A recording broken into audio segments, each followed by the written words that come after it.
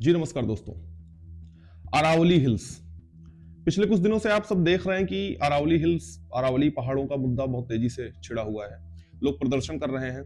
आखिर आज इस वीडियो में हम समझेंगे कि पूरी वजह क्या है, अरावली हिल्स की पूरी कहानी क्या है और किस बात पर यह विवाद छिड़ा हुआ है।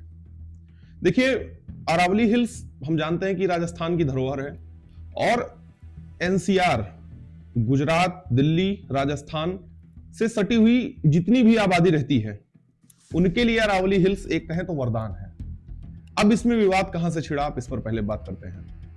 देखिए, सुप्रीम कोर्ट की एक नई परिभाषा आती है जिसमें यह कहा जाता है अरावली हिल्स लगभग 670 किलोमीटर एरिया में फैला हुआ है। 670 किलोमीटर अरावली पहाड़ियों की रेंज है।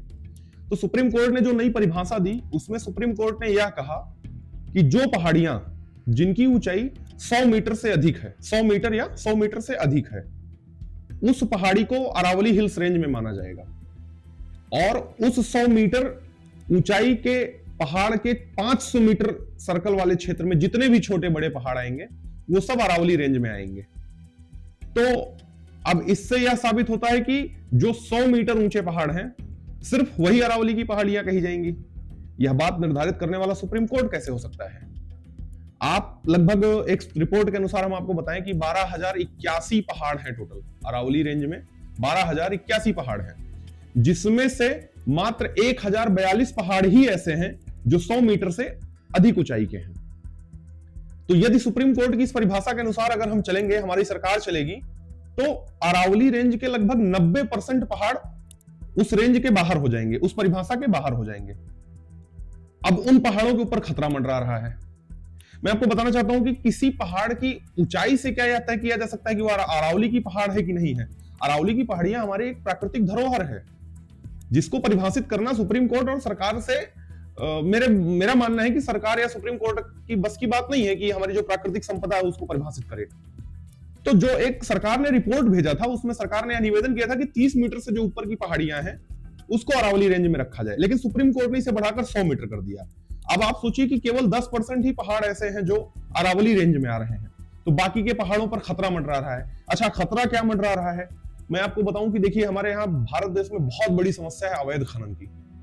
तो एक सरकार का एक बन जाएगा कि सरकारी व्यवस्था बन जाएगी कि जो 100 मीटर से नीचे के पहाड़ हैं उन पे खनन शुरू कर दिया जाए। उसके बाद आप जानते हैं कि हमारे खनन माफिया कितने एक्टिव हो जाएंगे। तो सरकार के ऊपर बहुत बड़ी समस्या आ जाएगी कि उस खनन को कैसे रोकेंगे। और अभी तो सरकार कह रही है कि हम अवैध खनन को रोक लेंगे, लेकिन ये सिस्टम इतना गंदा है, अगर एक बार वहां पर खनन शुरू हो गया तो अरावली पहाड़ियों की पूरी स्थिति और दशा बदल जाएगी। तो जितने भी छोटे पहाड़ हैं वो सब खनन के शिकार हो जाएंगे। और यह हमारी एक प्राकृतिक संपदा है। लगभग आज आपको पता है दिल्ली का एक्यूआई 1000 के प्लस है।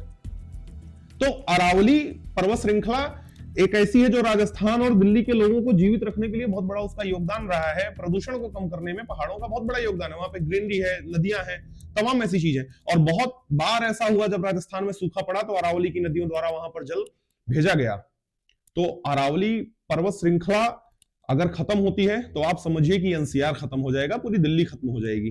क्योंकि आज पर्वत, पहाड़ और प्राकृतिक संपदा, पेड़ पौधे, जल, नदियां होने के बाद भी अगर 1000 एक्यूआई है, अगर अरावली की पहाड़ियां नहीं रहेंगी फिर आप सोचिए दिल्ली की क्या स्थिति रहेगी।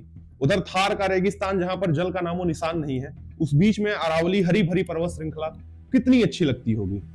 तो बात तो इस पर होनी चाहिए, बिल्कुल होनी चाहिए। लोग विरोध कर रहे हैं, लगातार विरोध प्रदर्शन कर रहे हैं। आपको दिख रहा होगा कितने किसान जो वहां के रहने वाले हैं, राजस्थान के लोग, छात्र, सब सड़कों पर उतर गए हैं। सब अरावली में जाकर धरना दे रहे हैं कि इसको वापस लिया जाए, वापस लिया जाए। हालांकि सरकार का भी इस पर कोई स्पष्ट नहीं आया है। मेरा यह मानना है कि सरकार को इस पर अपना रुख जाहिर करना चाहिए, क्योंकि यह कोई दायरा नहीं होता है कि 100 मीटर ऊंचाई या 500 मीटर रेंज के ही पहाड़ अरावली हिल्स माने जाएंगे। तो पहाड़ हुआ, हमारी एक प्राकृतिक संपदा है, उसका संरक्षण होना बहुत जरूरी है। तो अरावली पहाड़ के संरक्षण में लोग लगे हुए हैं और उम्मीद है कि सरकार इस पर अपना रुख जाहिर करेगी। और सुप्रीम कोर्ट से यह मेरा निवेदन है कि माननीय सुप्रीम कोर्ट अपने इस फैसलों को वापस ले और उसको घटाकर 20 मीटर या 30 मीटर से ऊंचे पहाड़ों को ही सिर्फ अरावली रेंज में शामिल करें। बस आज के लिए इतना ही। नमस्कार, धन्यवाद।